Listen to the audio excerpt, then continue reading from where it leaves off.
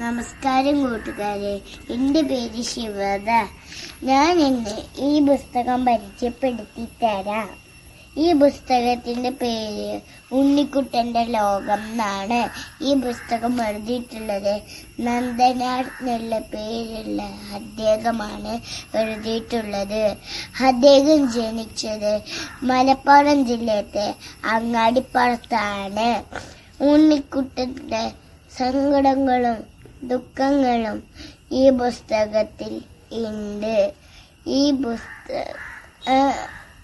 പുസ്തകത്തിൽ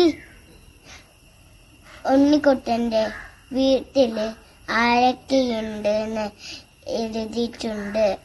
ഉണ്ണിക്കുട്ടൻ്റെ വീട്ടിൽ അച്ഛനുണ്ട്, അമ്മയുണ്ട്, മുത്തശ്ശനുണ്ട്, മുത്തശ്ശിയുണ്ട്, അമ്മിനിയുണ്ട്, ചേച്ചിയുണ്ട്, കുട്ടനായരും ഉണ്ട്.